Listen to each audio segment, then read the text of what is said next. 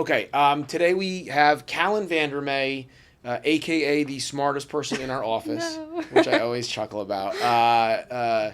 CFA, and very proud about that because I think it's amazing that you actually achieved one of the hardest designations in our industry prior to even having the time experience I in know. order to use the designation. So that's why I always say AKA the smartest person in our office.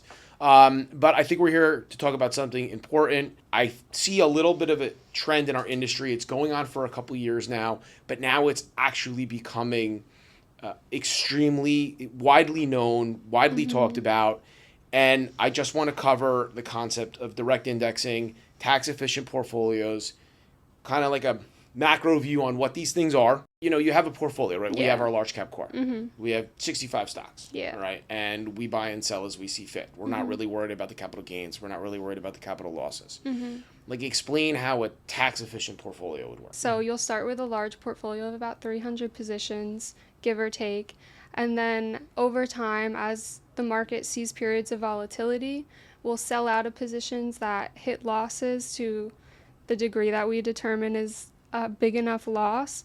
And then we'll replace that position with a substantially similar position, but not exactly the same. So we'll realize that loss, so the portfolio maintains that net loss, but then we'll also still maintain the exposure to the index that we want because we're replacing the position with a similar enough position. So we own NVIDIA, AMD, and Intel. And then if there's volatility inside of semis, you know, and we see a sell off in those positions, Yeah. you would make the argument that, like, more times than not inside of a sector or a subsector, when there's volatility in the sector in the aggregate, right? So as those sell off, Yeah. we would take losses in one or two of them and then replace them with another one. Yeah. What can we do with the loss? So there's a lot of things you could do with the loss. So it's most useful, especially in a period right now, because the past 3 or so years, the market's been really highly concentrated in a basket of a few stocks, which everybody knows the names of. But that's not likely to continue on forever. So we're going to see some mean reversion at some point.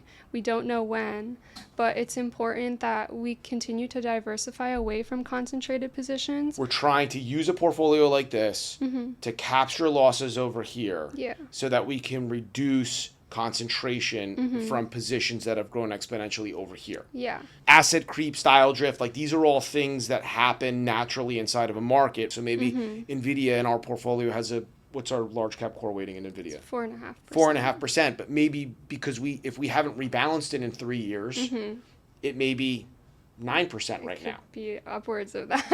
Upwards. Yeah. Okay, so now we can use the tax efficient portfolio to gain the losses to give us the ability Yeah. to go ahead and reduce exposure to NVIDIA and Apple and get those Exactly. weightings back. In the market right now, it's very highly concentrated in a few positions, which means that there's a lot of opportunity in the average stock. Like, the S&P 500 is made up of 503 positions, and a majority of the index returns are coming from like 7 of them. Okay. So there's a lot of opportunity to diversify your money away from those highly concentrated positions, because there will be a time when the average stock does start to outperform those Okay. positions. I think this is one of the main reasons why we're seeing the conversation around the direct indexing and the tax efficient portfolio. What I've seen as we talk to clients a lot is that clients are coming in right now and they have these tax efficient portfolios, but they don't even have any gains, Yeah. right? So I guess the question with that is, like, is it necessary in the beginning? Because, like,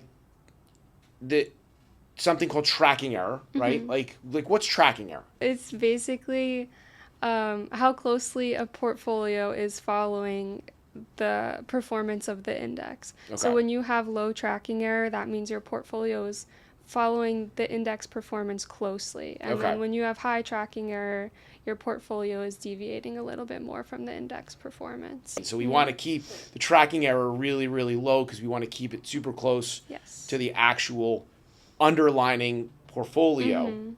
so we don't give up any rate of return in theory.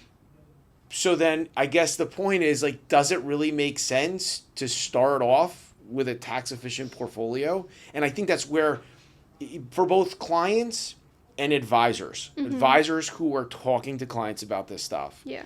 I feel like, having been in this business for 25 years, I see this stuff all the time. You know, younger advisors that are getting into the industry, they may not have the industry experience, and they hear a strategy and they're just like, oh, let's tell the client to go ahead and do this. Yeah. And it's just not the right thing at that moment in Yeah. time. Absolutely. But I think it's a long-winded, question that I have here. But isn't it make more sense to just start with your basic portfolio that you've constructed? Yeah. Because you do know that you would have the assumption that your rate of return in theory would be better over the course of time? It depends on the client if it's important for their strategy. And if you're starting out with just new cash, just putting it in a direct indexing portfolio, I'm not sure if that is prudent for just someone who's not planning on selling out of highly concentrated positions. Or Yeah. I mean, you can use direct indexing portfolios if you're planning to sell a house and there's going to be a high capital gains on that. You can start a direct indexing portfolio, build up those gains over time, or those losses over time. But like, if you're just a regular client and you don't have that on the horizon, or you don't have concentrated positions that you're planning to divest from, like, it might not make sense for them. Listen, every client situation is a little bit different. We really never know exactly what they need until we sit down and we kind of run a financial plan with them and we go through their portfolios and what they've done in the past. But if you're sitting on large concentrated gains, if you have capital on the sidelines, if you have cash that you can utilize, this type of a strategy could be something that's good for you. All right, good. We covered it. Thank you for your time. I appreciate you being here. You will be here again. I promise you.